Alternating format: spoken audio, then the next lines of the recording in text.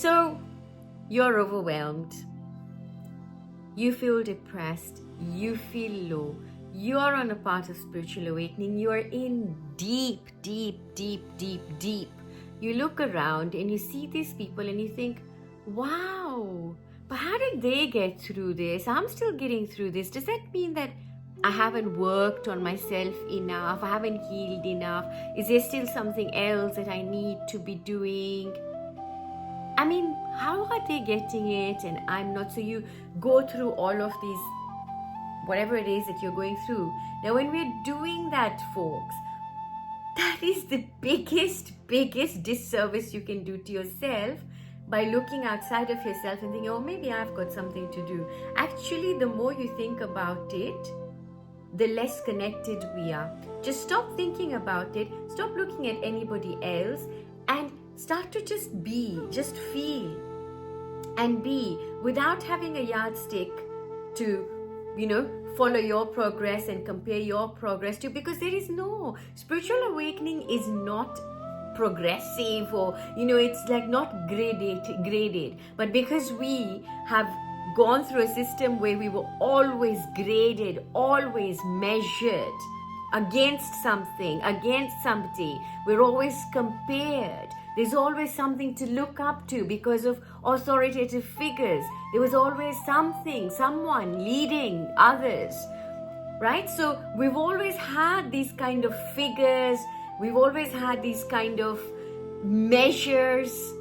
And because we're so used to that, so accustomed to that, when we're thrown in the hot soup of a spiritual awakening, we're sort of trying to find something or someone to say, well, you know what, you're on the right path, or you know what, maybe this is what this means, maybe this is what you've experienced. But guys, the beauty, I'll tell you a little story. I remember when I was going through the thick of all these things, right? At that point, although soul-wise, so say there was that ascension, there was that progression, or there was that acknowledgement that yes, I know, and yes, the vehicle with which I came was impressed upon with whatever experiences I had, and I was still carrying that blueprint inside of me, and that still had to be addressed, things that had been pushed aside. So that had to be addressed, which eventually everything got addressed. But when we were in the thick of this, when I would see orbs of light, or I would go into deep samadhi and have these trance and all these various experiences, my family and friends too, friends would say, we really think that you ought to go into this ashram, and we go here, and maybe somebody might be able to rebalance you and bring you back so that you can enter the land of the living and not sort of keep going into these states. And then there was a concern that what if there's nobody near you? How are you going to get through that? What if you're crossing a road? What if you're doing this and you keep disappearing? Because yes, I kept disappearing. Yet, folks, I was adamant. And if there's one thing that I was adamant about, and I still am, is that you don't need anybody. Yes, you can have somebody. Yes, you can consult. Yes, you can go here and there. But I didn't want to be interfered with. I didn't want for there to be an intervention, because when you are connected with the creator of you, which is you, when you're connected with the very source, with the very essence, yes, your body may need some time to understand it. Your mind may need some time to cognize the whole experience. It may be something that you don't know at the body level, but you actually know it, but it takes a little bit of time. So before you are getting carried away with, I think maybe I should consult so-and-so, maybe they might be able to give me some guidance as to what I might need right now. And the only thing is that what you need right now is absolute and total faith in yourself.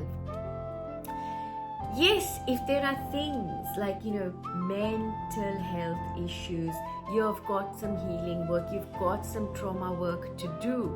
by all means, of course, seek help. Help is there. You don't have to do it all by yourself. But as far as that Holy Communion, as far as that divine connection, your connection to Source is concerned, you have you, and you are the source of it all. You are the powerhouse of it all, folks.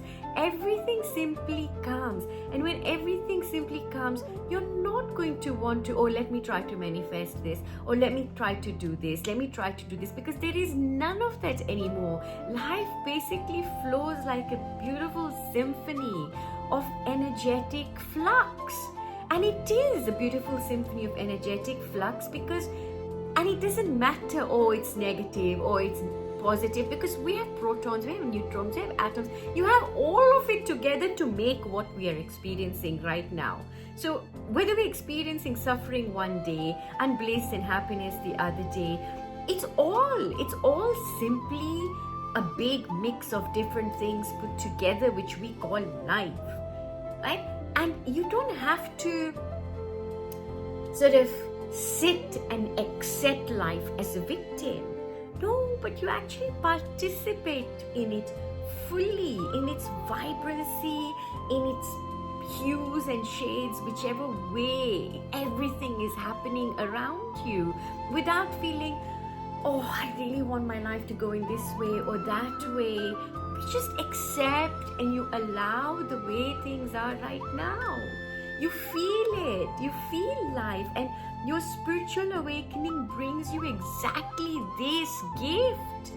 The gift of you accepting and allowing the natural course of life, the natural flow of life, and accept it as is.